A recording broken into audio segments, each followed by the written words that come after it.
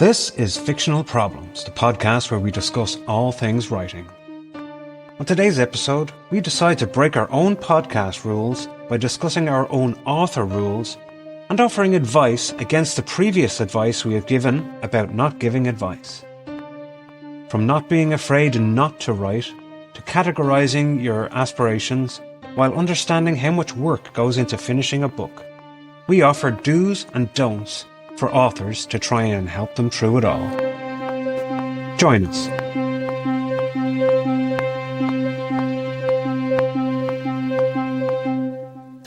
Welcome back to Fictional Problems in association with Speculative Fiction Ireland. It's the podcast where we discuss all things writing with myself, Gary J. Martin. Wait, we do what?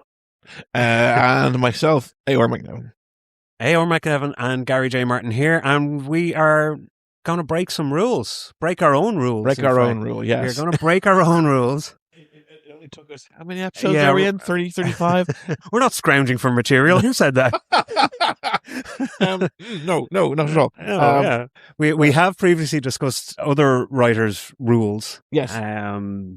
I don't know. I did, like in Pirates of the Caribbean, I want to consider what I have to say more like guidelines than rules. Yes. I would tend to agree as that is a, rather than it being you can, rather than being you should, it should be you can. Yes, exactly. Because rather than it being a limiting factor, and I think we don't like rules. And so, well, one of our rules that I don't think we're going to break this rule. Well, maybe we are. I can't see the future. You have not read. I haven't read your list there, but usually we don't try to give writing advice. Sure. As such, like we don't give lists of 10 things that you should do, or we just kind of have discussions about particular topics, and we interact that way. And if someone gets value from that, that is absolutely brilliant. Good man, Bob, our listener. Bob. Yes. Shout out to Bob, our listener. But are we going to break that rule? We're going to advise people today. So these are yes, they're a piece of advice. Just as you, so from my set of nine approximately, they are they're absolutes, or they're as close to absolutes as I think one can get. Yeah. Okay. As an I as you with yourself, I've been reading the kind of lists of recommendations from writers for forever, and I almost universally disagree what they say. There's every now and then when they do say something I agree with, like okay, they accidentally tripped and fell their way onto a good piece of information. Yes, indeed. So this, I hope, is a hybrid of those lists, and we'll actually okay. There's no sort of beating around the bush in no particular order, because these came out in no particular order. Let's have it. Number one is don't be afraid not to write. This is something, because every time I see the writing advice, and it's always write more. Right. Yeah. Why aren't you writing now? Exactly. That demand. I mean, other than for people talking to George R. R. Martin about finishing Winds of Winter. I think he already has. Yeah, I think he's going on to the next book. He's all set. I think he's fine. So, but it is a case that if you're sitting down at a computer, or you're sitting down at your notebook and nothing's coming out, don't be afraid of those moments, because that will then just eat up your talent. The idea of you have to write something, it's like, no, you don't. This also comes from the person who's saying write is often someone who has spent so much time that they can turn on their talent at will. Okay. That they can just go, right, I'm going to write, and not only that they can turn on their talent at will, but they can find the place they were in a story and continue on, and they can write pages and pages and pages while you're still struggling to get that cursor off that little blink, that blinking cursor. It still says chapter 1. Exactly. But or epilogue. There is a line that I absolutely adore, which is never compare your chapter 1 to someone's chapter 20. Yeah. And that's what I think that line is from other writers saying, right. That yes, there is that when you do write, you should look to kind of express and expand and you should learn and take what you have read in other places and kind of incorporate and expand your vocabulary. But it's like the 10,000 hours thing. Okay. So to express this slightly, so 10,000 hours is the idea that after you've done a thing for 10,000 hours, you're an expert. You're proficient at least. Well, the line is expertise. Oh, is it? Okay. That that is a benchmark. Okay. However, if you do the same thing over and over and over again, you're not an expert. But you may have spent 10,000 hours doing the same thing over and over and over again. So so it shouldn't be just I'm going to put down the same words over and over again. It should be when you are ready to write that. And write whatever, whether it be kind of poetry, prose, whether it is a silly little limerick. Getting it out, sure. Like I knew a person growing up where we were sitting around in Trinity, and she started to write on the newspaper on the outside of the newspaper. She started writing this thing, and it's like, "What is it?" I was like, "I don't know." And she read it, and it's like, "It's just notes." Just the idea. Just an idea came. That she wasn't really paying attention to the conversation, and that's perfect. But so that's just that right when you. So maybe it shouldn't be right always. Yes. Don't have a demand on yourself. Like I said that I have a target of 1,100 words per day. That is not 100% true because I'm not going to write 1,100 words a day. No. I might write 2,000 tomorrow and none today. I might. I had one big burst week this week. I think it was 3,500 words on one day. Great, happy days. Yeah. That will be one day out of 12 I write this month. I can completely relate to that way of doing things as well, because as you're aware, the second book in the War Souls Apocrypha has been submitted. It's in. It's currently under editorial review. Sure.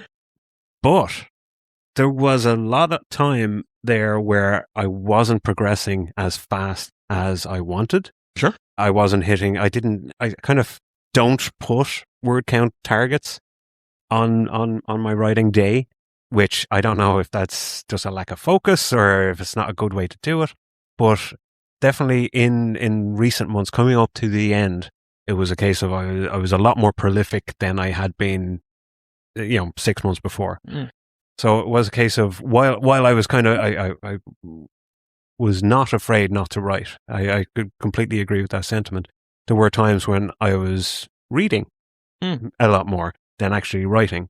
I was reading other things. I was kind of reading other books, or I was kind of doing research, or I was figuring out the mechanics of a ballista, for example. Sure. I wasn't writing, but there is a lot of other work that goes into when you do sit down and finally start typing. Yes. So you could do that. Yes, I think I 100% agree that the idea of research doesn't stop when you're starting to write. No. That you continue, that can be a continuous process, especially when you're writing, in your case, a trilogy, that you're writing an ongoing story, that yes, you'd want to get as much research done at the start as possible, but you have to allow yourself, because you're not an expert in, as we were talking before about, in the numerous fields that you were depicting, you are not an expert, so grow your own expertise. Yeah. And use the time, because none of these for me at least is have a specific time that you write. Yeah. So that works for people. Having word counts, or having even a global word count like that I use works for me. Yeah. So that's why that I think none of those things relate to those particular times of that particular practice.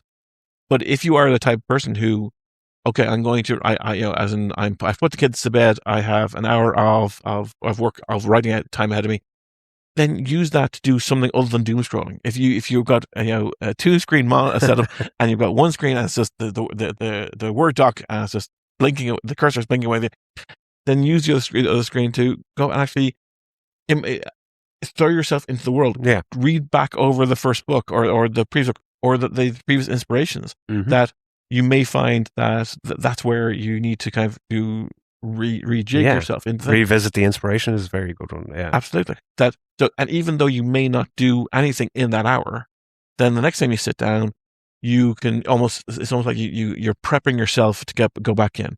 so the second or even the third hour suddenly you have that burst moment where suddenly you have this you write and you can't stop. That where you're normally 8 till 9, you actually write until all the way to midnight. Like, okay, that was a good day. Yeah. And then in the zone, I believe. Yes, some people would say yes. Yeah. But it is the case that also in a similar way, don't expect that to happen every time. No, that your talent is as unique as you are. Your work is as unique as you are, which will lead on to the next point. So it is the case that saying you're not going to write is you're not burning yourself out. With the you're not frustrating yourself. You're not sitting there going, why is nothing coming? Why can't I progress this chapter? Why can't I finish this book? Yeah, and it may involve, as you read over and you may have to tear stuff out. Doesn't the active writing? One thing I do these days is whenever I'm doing editing, if I spend an hour editing, I give myself 1,000 words.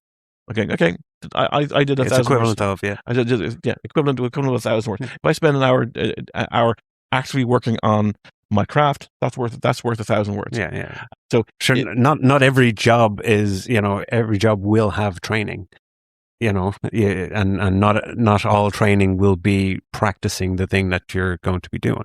Some training is the fundamentals or the theory or the whatever. As in, as we were saying, there's other things that will combine as a collage to produce sure. Yeah. what you are going to put on the page ultimately. Absolutely. And you may have written yourself into a corner, or you may find that corner has a trap door that you can go through. So, little door at the back, out you go. Exactly. So it may require time to reassess. Like which one at the moment I've got a few open. I've got many open projects, and I know there's one that I don't know if I'm going to strip out one of the chapters because it makes progressive statements of the plot, and I don't know if I want to make those statements at this moment. Okay. So do I take them out, or do I leave them in? At the moment, they're in. All right. So the next one is the moving along to number 2 on the list. Yeah, of 9. They were not in order. So actually, So we may or may not get to 9, but we'll definitely. See. I'll do them in order because I'll get back to the unique one in a second. Because I don't want to lose my place. Right. So Al's do's and don'ts. So don't seek support. Accept it when it comes provisionally. Be grateful for it, but be aware of its influence. So I see a lot of people reaching out for a lot of writers reaching out for other writers for support. For I'm working on this, and I need this. I need this advice. I need this. And it's like, you're writing your thing. Yes, you should be writing your thing. How many writing groups online would you see? Where it's like, here's my first chapter, guys. Yes. Would you keep reading this book? No, absolutely not. Fuck off. But, no. Yeah. It is a, and things. So that the question itself, you can seek. So if you're seeking support like that, then it is the equivalent of someone looking for a ratification of their activity. Yeah, looking for a manager, or perhaps looking for a manager, but looking for validation. Yeah. And the validation is the completion point. That your first chapter might be great, your next 13 may be absolute dog shit. How's anyone to know? And indeed, one thing we find often in modern media, as in the really bad Star Trek TV shows. They put all their effort into making episodes 1 and 2. They then send episode 1 and 2 for review, and they don't. And then it's like, fuck, we don't need to focus on the rest. And you can clearly see, as average those first episodes are, the talent just drops off. And it's like when the reviewers go, oh no, I'm looking forward to the rest of the season. No, I'm not. So when someone says, here's a thing, if you seek support, be aware of it. Yeah, that you are then no longer writing your own thing. Because if someone comes along with a better idea, then you're no longer writing your. And the thing is, that can be partly a positive. That sometimes you go, actually, no, I shouldn't be writing this way. I should be writing this way. There's one guy who is in one writing group I'm in, and he comes on every so many months and goes, I'm having a problem with this type of magic, and I go, read a role playing book. Yeah. So and it's like so. Is it the type of magic he installed in his It's his own world. magic. His own magic. He's having a problem with his magic Okay. system. It's like I'm trying. I can't figure out how to get these two things together. Read a role playing game. Yeah. Read any role playing game that has that. There is shit tons of role playing games out there, and they're designed to say a fancy system for magic, for super science, for whatever. Yeah. But the reason why I mentioned this guy is that because very, very recently he was on the forum saying that fire is a terrible way. Fire magic is terrible. I can't do it on a one-to-one basis, and I can't figure out how to have two guys fighting with fire fighting with magical fire. I was like, Okay. it's the most common thing you will see in a role-playing game of here's firebolt, here's fireball. Fireball. Exactly. It's the most fucking common spell. And I'm there going, are you read role-playing games? Yeah. Just read them. And I think they'll tell you, they're not telling you, they're showing an expression of how they have chosen how to express things, so you can learn from it. So, but it's the other side of seeking support is, and this, I think I mentioned this in a few of things, that if let's say support is personal, then, for example, you are working on a book, you show it to your spouse. Yeah. Your spouse does not react in the way you want them to react. Okay. Now that could be simply they react in a negative way, or they don't react as positively as you want them to react. Right. That is a negative, and that's going to have a negative impact on your story. So why didn't you laugh? You didn't laugh. What page you on? Yeah, sitting over the shoulder, watch it. As I go the fuck away. Have you reached this bit yet? Yeah. Well, what do you think of that? Like, oh, yeah, I get that. Because their experience of the book is going to be completely different. And do you actually want them to be honest about it, or do you want them to be? Do you want to be your critic or your supporter? Yeah. So finding that support and seeking that support is very, very dangerous.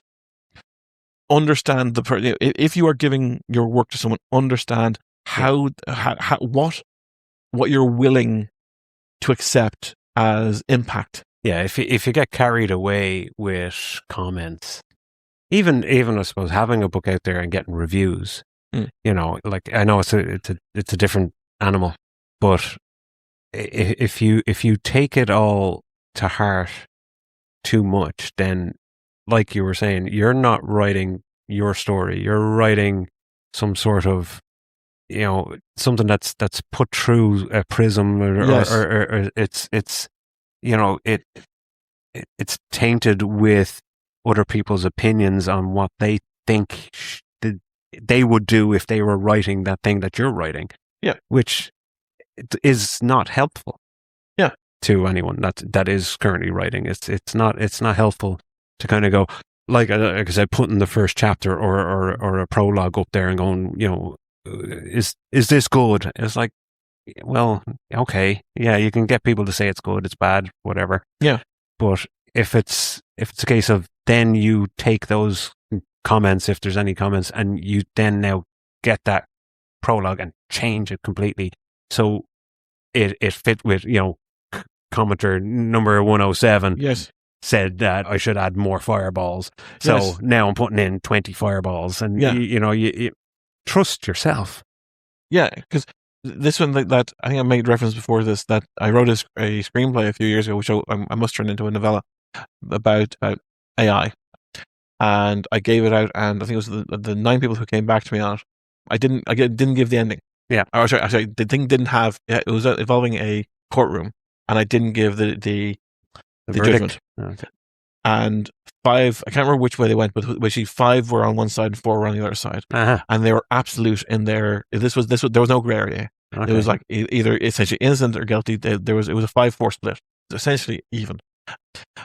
So, but do I change that because of the split? Or is there, I don't know. I was going to say that sounds ideal. I know, yeah, but if it was 6-3, if it was 8-1, I'm maybe the 1 and the 8 as in there's not, for me it's, well, 8 they enjoy it, okay, great, but yeah. their reaction at the end, it's almost like not that I don't care, because as I mentioned many times, that the whether it be our phenotype reader or whoever, they've given your time and to reading your stuff, so they should enjoy it and should respect their opinions on it. But there's also the flip side of I'm not entirely sure that. So I'm not going to change the story because of what they think. Yeah. When someone, when I see people doing reviews, and I do, when you do reviews of stuff like myself, it's rare to say I would change this. Yeah. Like I think for some of the TV shows, I think I've said that I'd change Obi-Wan to the Inquisitors. I'd rewrite it fundamentally to do exactly what they want to do, but that was more of a writing exercise than I think they should have changed this and this and this. I think there are, so you can say something was wrong without wanting it to be changed, But if the motivation of the person that in that writing group or online on whichever platform, if the motivation of them is for like the validation, as you yes, say, yeah. If that's what they're going in for.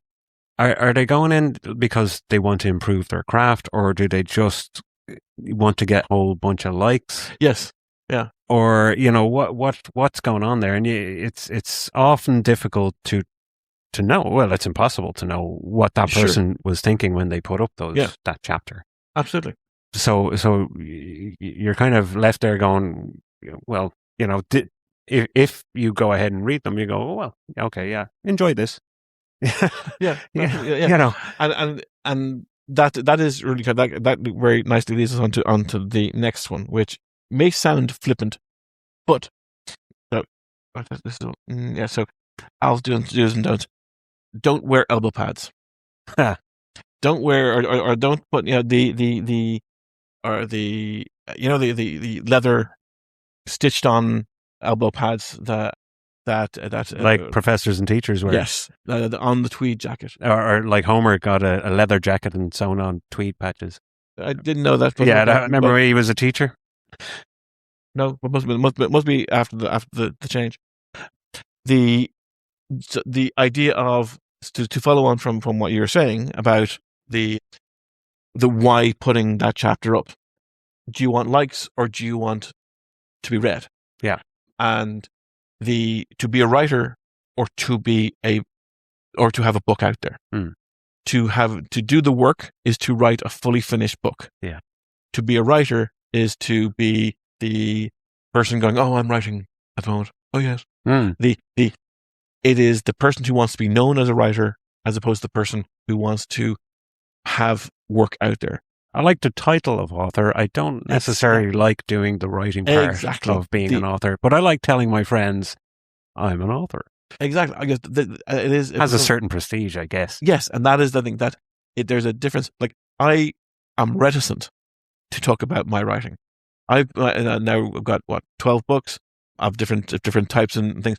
I have put the work in, and I'm still kind of reticent about. I write. Yeah. I don't call myself an author. As in someone says, "What are you going to do?" or "What are you doing?" or "What's your hobby or passion?" I write. Yeah.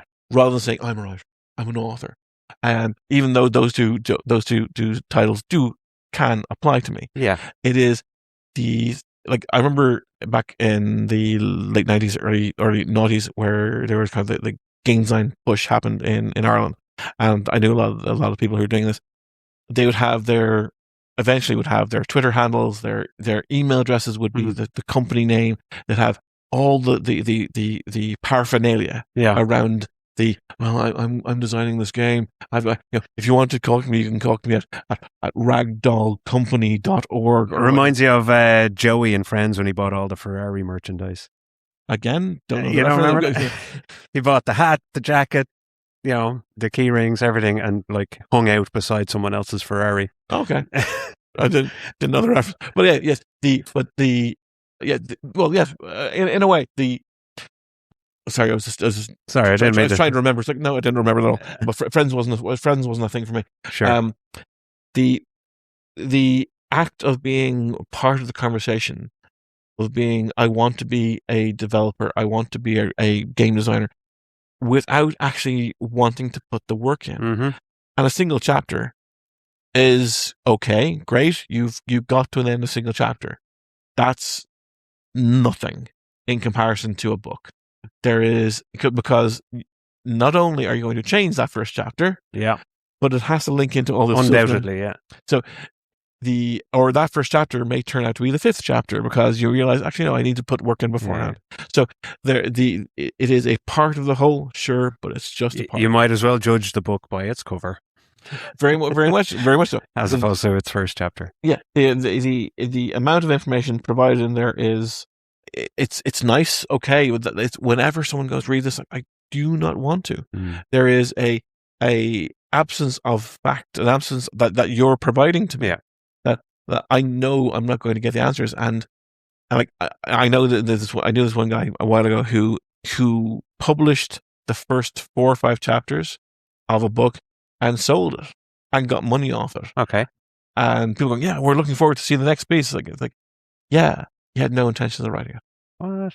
He never did, because he thought he saw him writing as a money making scheme and didn't make enough money off it. Okay. Like, of course you're not going to make No, of course not. Are you crazy about this? Is this absolutely, don't get into writing. There's a do and don't. Don't get into writing to make money. Yes. So, have another job. Yes. If you can. Oh, yeah. If you may be one of the fortunate, rare, 0.001% of individuals who can make a living, who can pay their mortgage. It's probably a higher percentage than that. I don't. But that's so. Actually, we'll jump down to because you mentioned there was my last one. Okay. I will go back over the others, but I'll jump down. Categorize your goals. Absolutely, I want to be able to live my retirement or pay my mortgage off my book earnings. Yeah, okay. Absolutely. I'm going to call that a goal. Yeah. It's a very unrealistic goal, but it should not interfere with actually the brass tacks I want to actually write. Or the mentality behind how you're writing as well. Yeah. Yeah. So categorize that as the far and distant, great, what if? But then categorize the more immediate ones. Yes, I want to get 1,000 words done. Yes, I want to get X chapters done. Yes, I want to get this story done. Yeah. These sort of things. So there is even the difference between I want to get the 1,000 words done versus I'm starting a trilogy. That is a big statement. Yeah. So you do see that on writing forums as well. I have this 10-book series in mind. It's like, oh, great. Have you ever written before? Here's chapter 1 of book 1. What do you think? I was like, oh, okay. Yeah, well, 10 books, right? It is. I think that person may be able to do it. Like I say, love the ambition. But they join a writing forum and their first post is, I want to do this. Right. Yeah. Okay. I want power to you. I want to marry a supermodel. So so which of us is going to let that happen first? And again, when I say it'll probably be me. The greater likelihood is of you writing a 10-book series and me marrying a supermodel because it's like a 50-year-old supermodel is maybe lower her standards. Come on now. Anyway, that's funny. But categorize your goals. Yes. That you absolutely have your aspirations. Be able to say, I want to do this. I want to be my name to be known. I want all these big things. Sure, 100%. Don't let it influence your day to day. Yeah. Have that target of finishing that first book or finishing the first short story, or have the work itself, because this should be a passion. This should be a thing that you enjoy doing. Yeah. Yes, there's going to be parts where you go, fuck, I hate this. Why is this story not working? Yeah. But then you get to the other side of it, and that's all. And then it is the positive. Yeah. Now, I do remember telling some individuals, not necessarily close friends, but like very lovely comments of people when it is mentioned by someone else. Oh, have you met? He wrote a book, and you get these very lovely comments. And I go, oh, you'll be rolling in the money soon before you know it. Oh, we'll see your series on Netflix. We'll see. I can't wait to see the movie. They go, that's a lovely comment. It's completely no, it's not. That's where I think the intention is good. No, it's not. That's the thing that I don't. That thing is and so they intend it lovely. Sure, okay. Yeah. Sometimes that's how I took it anyway. Yeah, and grand. But I don't take those things as it's fine to be like that. It's like, oh yeah, good. I think it's just something to say as well. Perhaps. Yeah, it's because they have no understanding of what it takes to get there. Yeah. and this is, as in all likelihood, that person hasn't read anything you've written. No. So I don't have to respect the reader aspect of them, because they often probably won't. That they have no interest at all of reading your work. Great, okay. Yeah. I will happily take your null opinion about my work and ignore it. Yeah, but like I say, it's probably just a nothing comment. That seems nice to say in the moment. It is there. It comes back down to the expertise we're talking about in the last episode. That it devalues how much actual work. And that actually, yes, this is the 10th point. This is my 10th. We found number 10. We found number 10. That it is ultimately, when you're looking back over your book, understand the amount of work that went in. That's for sure. Because no one else will. Yeah. Another writer will go. It's like if you if you sit down with another writer and go, yeah, finish it. Fucking like, oh, well done, man. I got to the end of it. It's like, oh, I'm here. I'm with you. I get you. It's the quiet nod. It's like, yeah. It's the 1,000-yard stare of, I fucking understand it. I understand where you are. Yeah. I've been there too, and I'm halfway through my next one. Trust me, I understand. And like the second book worry and the relief that comes with finishing and all. I think they understand that relief fades over time. It's like, oh, okay, I've done this one. Now on to the next one. So there becomes I think I got 3 days out of it. Yeah, it's like okay, let's go. Okay, let's have your moment of on to the next one. And indeed, you could say that as partly an addiction, but the non-reader doesn't have an understanding of what I have heard of, that books get turned into a TV show. So you have a written book that turned into a TV show. No.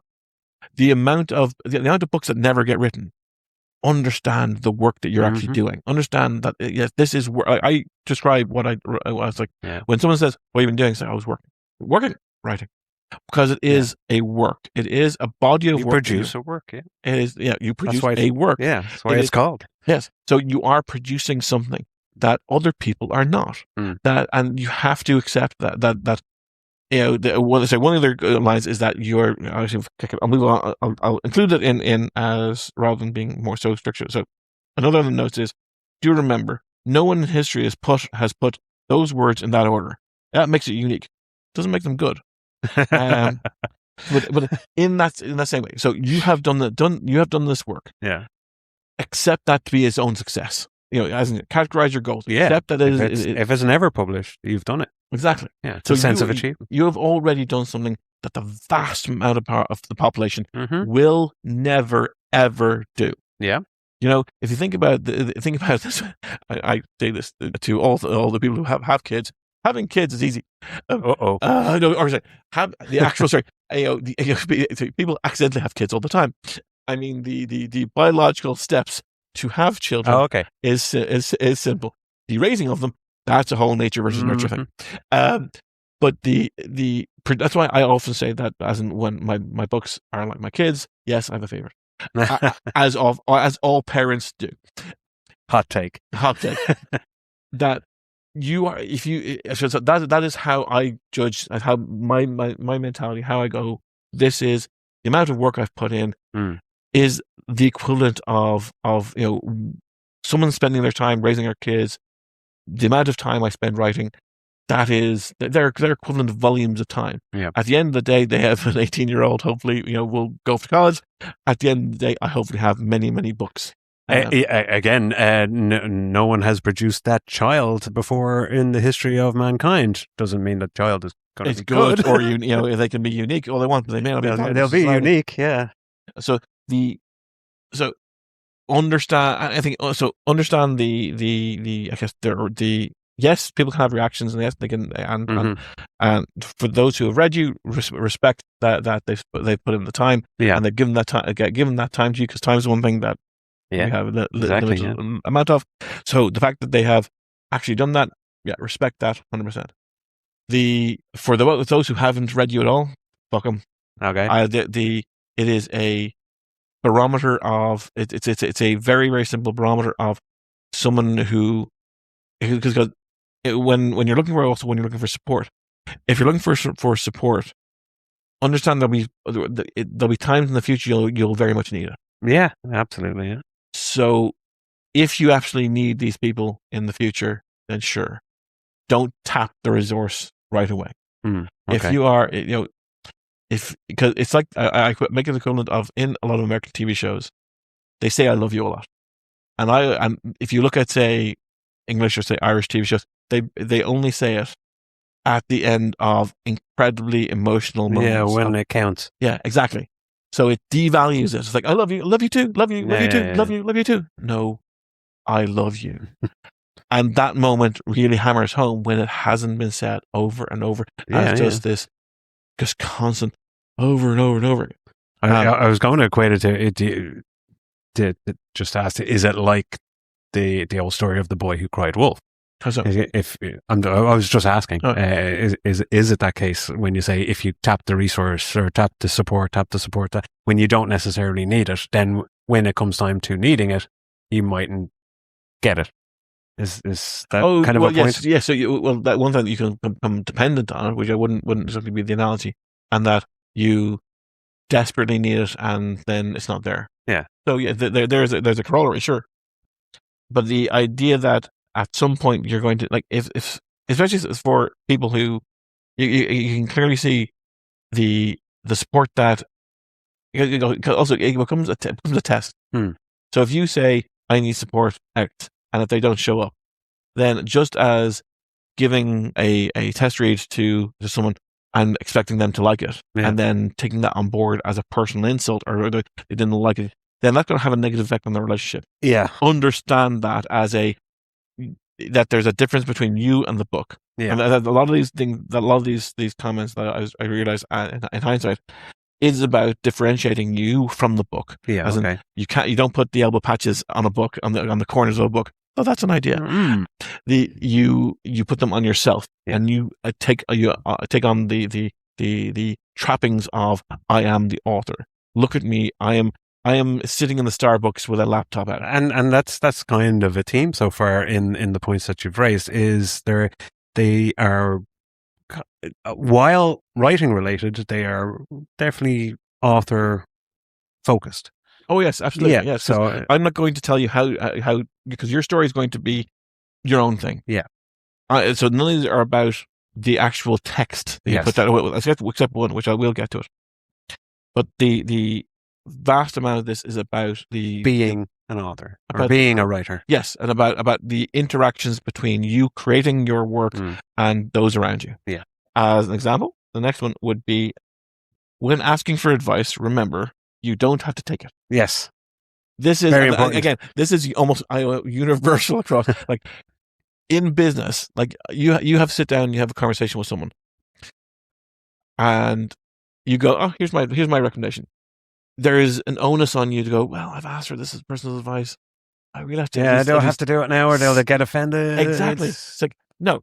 Someone says, I don't respect them because I didn't go with what they said now. Exactly. Since I've asked. Again, a personal problem from what you're asking about from a work product point of view. And in professional and personal becoming blended and mixed. Yes, you don't offend because offense is something that's personal. It's never professional. If someone is taking offense, or you think there's a capacity of taking offense, then it's a personal thing, not a professional thing. Yeah. So yes, but if you go to, but that's true in any, like you could say that you could apply that to any kind of work. Oh yes, any situation. As a life advice. Yeah, but it's understand that if you go to your favorite writer, you manage to get to the front of the line on the book signing. Can I ask you, what's your one piece of advice? And they just spout off something, and you go, that they've asked me, and they've probably been asked countless times. Or I think before them, it may be the one thing that you would say, all writers should do, and it has worked for them in the past. Yeah, it does not have to work for you. Because that person already exists. Most likely won't. Well, no, it could. It couldn't. It could. But remember, you don't have to. Yeah, that's the point. It could be good advice. You've asked for it. It doesn't mean you have to take it. That's the thing. You are fortunate to be in a position whereby now you have someone else's advice, other than, so you have your own opinions and your own ideas about what you were asking. Yep. and someone else has perhaps given a fresh or different or new perspective that you can incorporate into your judgment going forward, but still your judgment. But like you say, Yes, you don't. absolutely. Yes. You can certainly consider all the advice that's given. Absolutely consider everything that people on podcasts and YouTube videos those bastards, those wasters. What are they doing? They should be out touching grass. Yeah, it's like, sure, consider it, and then discard it if it's not suitable. That's I'm not saying discard it. I'm not saying that advice is bad. It's like when you ask for it, you don't have to take it, because 100 people will offer advice. Yeah, and people, when someone offers unsolicited advice, the reaction is always, yes, you don't have to take it. But when you ask for it, that's the important thing. You are looking for in your mind. You're like, well, I did ask. Should I at least try and accept it? No. Yeah. If you're having a negative reaction to someone's advice, you don't have to take it. And I'm sure at the back of the mind is a case of, are they going to come back and ask if I took their advice and how it all worked out, because now they're invested. Yeah. And now they're interested in the thing I was asking, and it's going to be difficult to say, yeah, listen to what you had to say, wasn't right for me. And that is, it's difficult to do. Or you look for, otherwise, like, story went in a different direction. But you don't have to say that. If the story went in the same direction I was planning the first time, I didn't agree with what you said. There's a bit of social politics involved. Exactly. So the next would be, actually, we went through most of them. Actually, one way I already kind of looked at, word count is categorical, not an achievement. As in, doing a 40,000 word novel is fine for a drama. For a science fiction or an epic or romance. You want to do higher. You want to do, if you hit 80,000, 90,000, 100,000, 120,000, then you're into the kind of standard range for a science fiction story, for a science fiction novel. That's so someone who is achieving getting 40,000 words done and completing their book, that's an achievement. Someone who has to hit the 110,000, it's great, but you're not 3 times the writer. You finish. You needed the extra time, the extra space to get that story done exactly in a as market acceptable way, or like I'm always reminded that I Am Legend is a novella. It's 200 pages, and that's all that was required to do that really, really great story. Oh, we talked about Rita Hayworth and The Shawshank Redemption as well, which is a short story, absolutely. So you have the just as it says, 1,100 words a day, or targeting for a month, or that's all practice. That's all practices that you can. It's completely up to you whether that's what you're comfortable with. When you're not comfortable with, that's personal choice. Yeah. But when it comes to the end of the day, when like I saw one author going, across these 3 books, it's 1,000,000 words, and I'm like, I don't fucking care. Oh yeah, it's like, well done. It's like, why? Oh fucking why? Does it are they good words? Are they put together in the right order? They're unique. I'm quite sure it's a unique order. Yeah, but doesn't mean the story good. That 1,000,000 word story. Am I going to feel entertained and somehow touched by it, or am I altered by it in some way? Am I going to get some revelation in my mind after 1,000,000 words? Or could you have done it in less? Exactly. Like, because the reason why I thought about this is that on my Excel spreadsheet that I have at home, I crossed the million unpublished words part. Okay. So basically, all the different projects across all the things, I have a word count for all of them, and I crossed. And when I finish a thing, I delete the number so that it goes back down. So say, like, I think what the next Quantumancy will probably be at 120,000. Yeah. So then I'll subtract that off, and then I'll. But that's actually a point that is fascinating to me as well, because, and it might be something worthwhile discussing. The difference between single project, which I'm always single project. Sure. I'm always it's one after the other.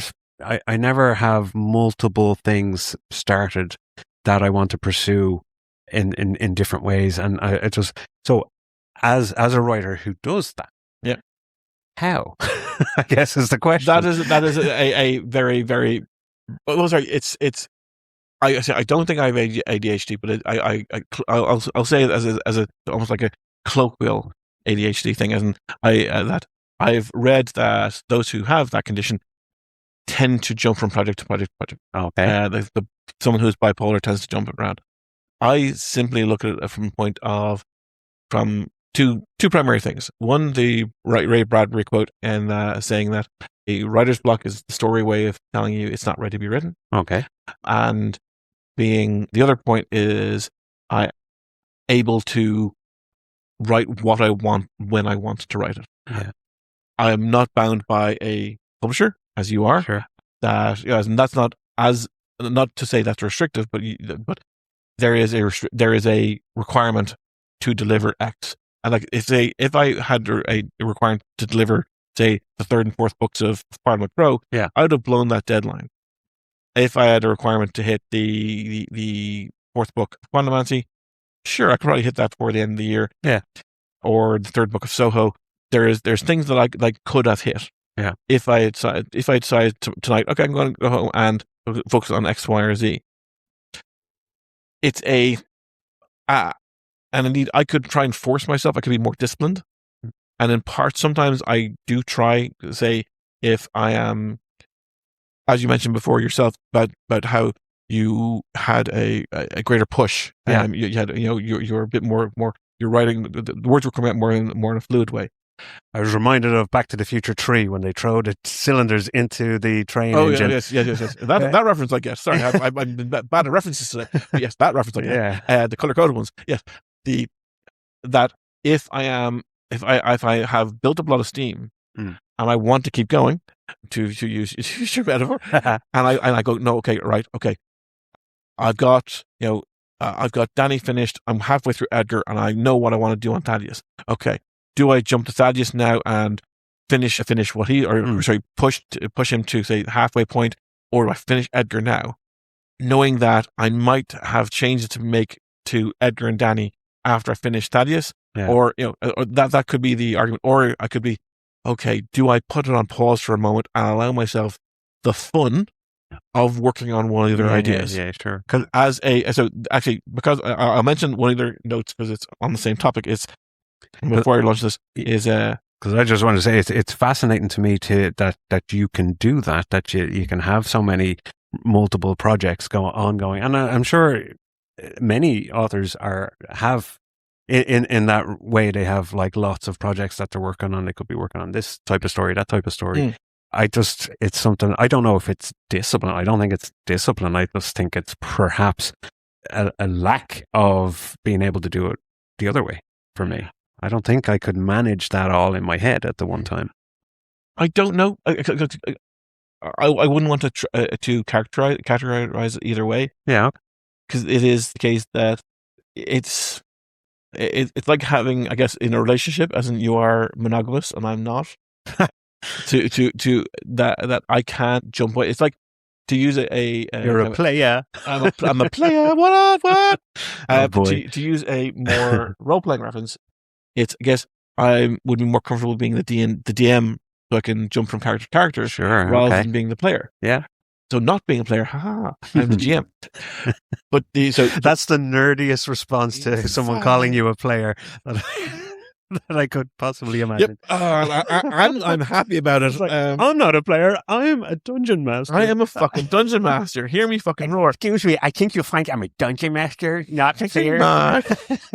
Fuck yeah. Right. I'm actually thinking about this. When I did play D&D last, every character I was playing was multi-class because I didn't want to just play one thing. I think I've got one other, maybe to say two others I haven't mentioned so far. One is ideas are a dime a dozen. So on that, to your point, ideas are a dime a dozen. Do share.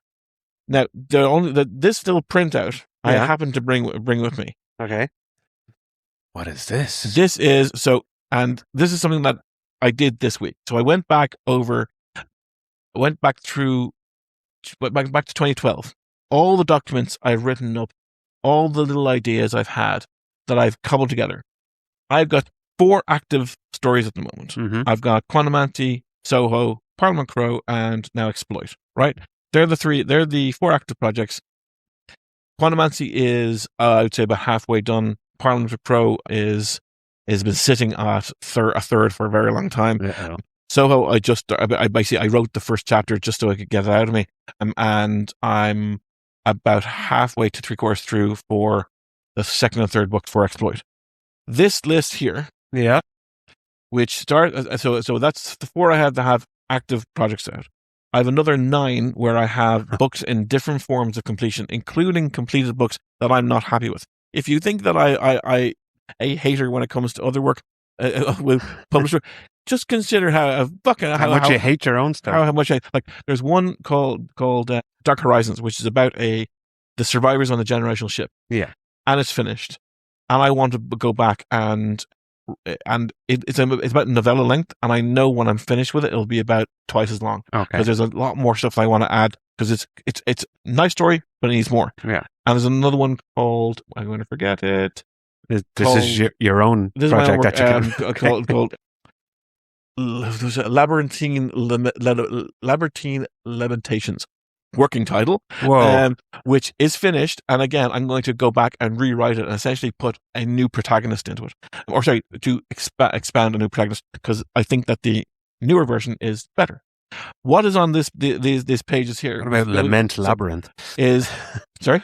Never mind. What the Ghost from here is just a single a name and a single paragraph of so this was 4 and 8. Sorry, 4 and 7 of 12 through to 45. Wow. Of the different ideas that I want to write. Okay. I think this has already been added to, because this does not include Aftermath. Yeah, I mean, after all, you did print it out earlier in the week. I did print it out, and what I've done is I now went along and added basically a single column. Yeah. Of text to expand out, and I want to do it for each of them. Ideas are easy. I think if I gave this to anyone, they go, "Oh, that could be right." Yeah, write it. 100%, go for it. Write it, because your version of what that is from a single paragraph is going to be very, very different than mine. I think there's so much stuff there that I will never, even if I could say, if I quit my job and could functionally write the rest of my days, I could not fully express all those 45 ideas, because they are multiple book projects. Some of them are single novellas, some of them are multi-book endeavors, and that's not even including trying to complete the 4 projects that I currently have open and out there. So I think it reminds me of that line from the Game of Thrones TV show where they kept saying words are wind. Insofar as ideas are easy, it's like you can have many, many, many, many, many ideas. It's about application, execution, application. So share. So when someone goes, "Oh, I don't want to tell you the idea," oh, it's so great. Like, or especially I encounter this when people who are writing time travel, and I go, "There's three types of time travel." Oh, I found a new one. Tell me about it. Oh, I can't. You have to read the book. Then you haven't found it. If you can't encapsulate it down, it's my unique selling point. So I have to read it, and then I could then use it in my own. Oh no, he couldn't. It's mine. Well, no, I could, because it doesn't matter what it is, because if you found a new concept, then a concept can be reused. I'm not going to use your fucking time machine. I'm going to use your concept, or maybe it doesn't exist. Yeah, and it is like when I hear people talk about, especially around Game of Thrones, because it was confirmed recently that or I don't know how recently, that in Wind and Winter, it will happen that Hodor will hold the door, essentially. Yeah. But instead of it just being him being a door jam, he actually fights. Yeah. He stops. He's in that moment he's a warrior. But it doesn't mean that Bran is time traveling. But he's time traveling mentally. Okay. It also means that it has already happened. Thus, it's a predestination paradox. Thus, it's already one of the 3. So you can. So there you go, folks. So so he's not inventing something new. It's doing it in an interesting way, which, as it turns out, he's already previously written about. Yeah. Okay. In one of his sci-fis. So yeah, ideas, they're a dime a dozen. It does mean that when I do come across a new idea, it's like, oh, I want to write that. Yeah. Get it down. Yeah, and then stick it in the pot for later. Let it bubble. Exactly. Yeah. So, and that does count as my hour of writing. That does count as my 8 to 9 o'clock, whatever it is. It's like I am not discounting is like, oh, I can only get my 1,000 words if I'm writing quantum math. No. New ideas is one of those kind of supplementary things that that authors can do. Absolutely, that you can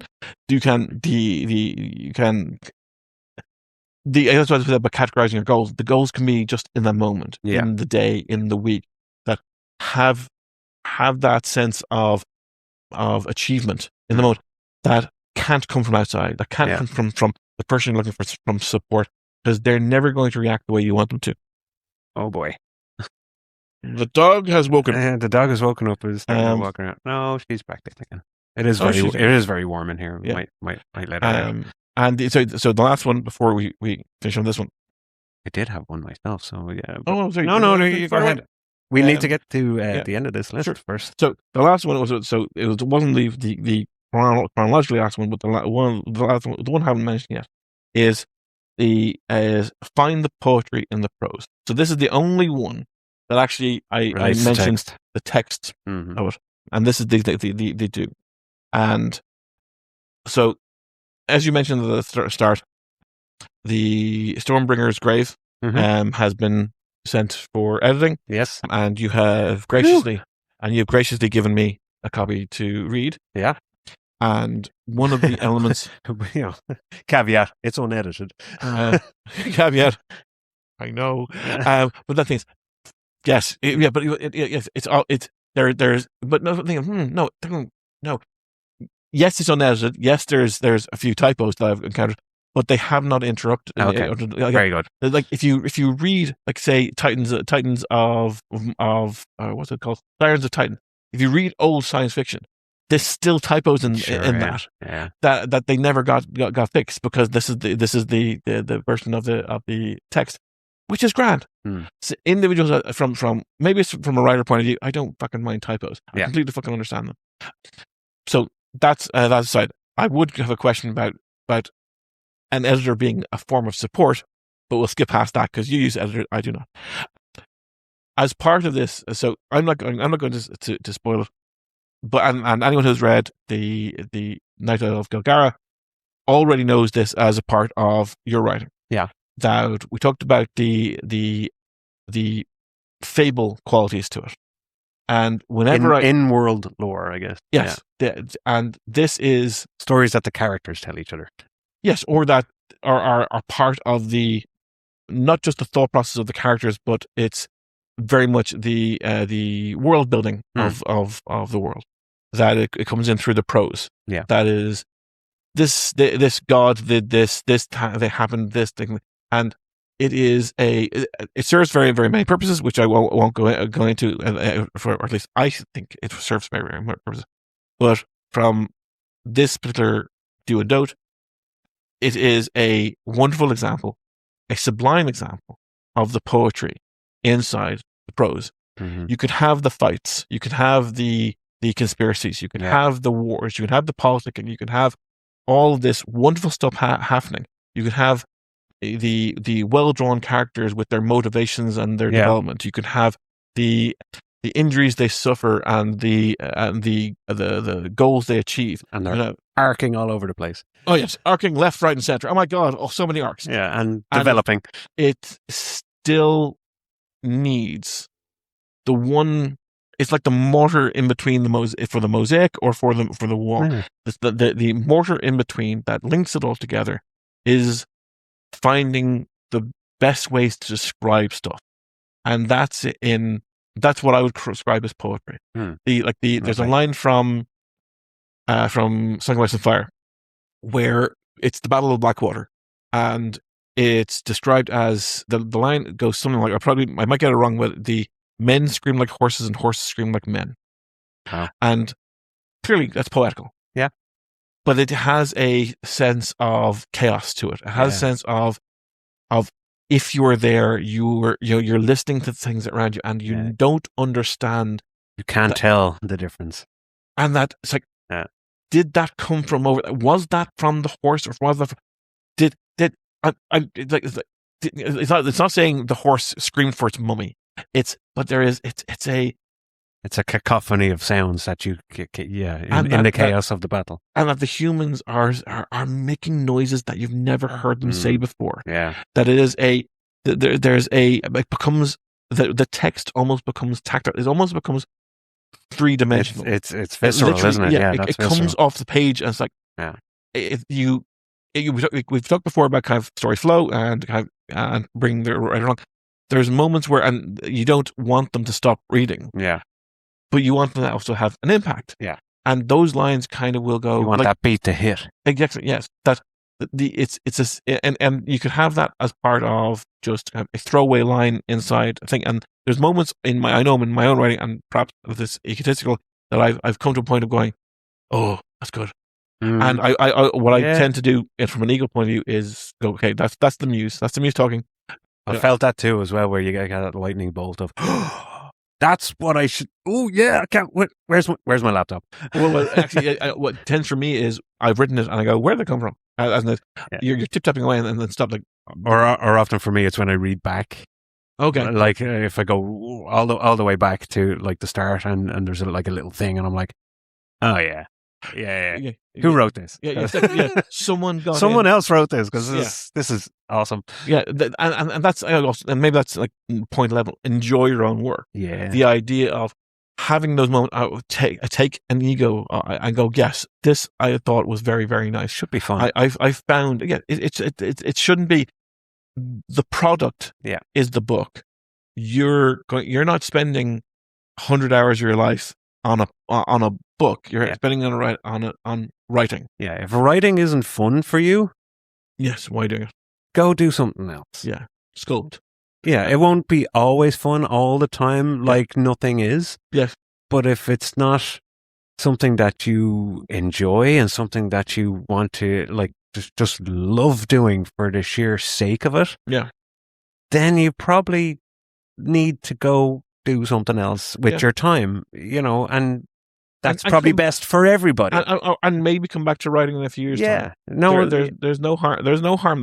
This is not saying you can't be a writer, but the work will be better. The result will be better if you're enjoying the process. I mean, how many times, like I've heard of people as a kid going to piano lessons and hating piano. Yes. As an adult, they come back to it and realize the thing that they had back then, they should have appreciated a bit more. But like now they're going at it as an adult with a different perspective, different point of view, and this is what they want to do. They want to learn piano as an adult, which is difficult. It was a forced thing by the parents.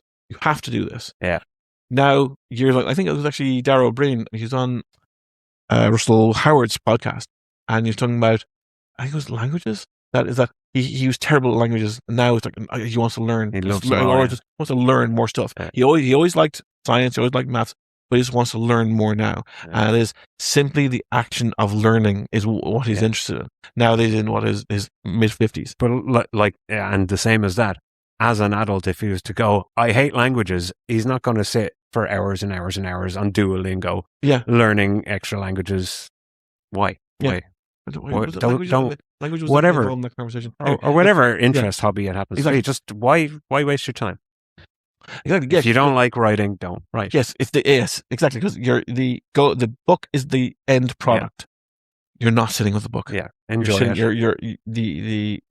It takes too long to get in. So that's just as I say before about the person who wants to write 5 books or 10 books. If you haven't written the first, you don't know. You don't understand how. Yes, the satisfaction, but how it is a body work. It is draining. It's not just something that you can. I'll spend an hour doing it, then go down and sit watching TV, or do it on the phone, or it is a action. It is a body work. So that's the point. Okay, that's we've broken our rules. I don't know if we've broken the rule about going over time as well. I think perhaps we're about it's thereabouts, and it's our podcast. We can go as long as we want. Yeah. So to hell with that. But I think we, in terms of rules, we have broken our rules by giving do's and don'ts, and I think everyone will be the benefit of it. with any luck. Okay. And thanks very much. We will sign off here and talk at you some other day. Keep watching the sky.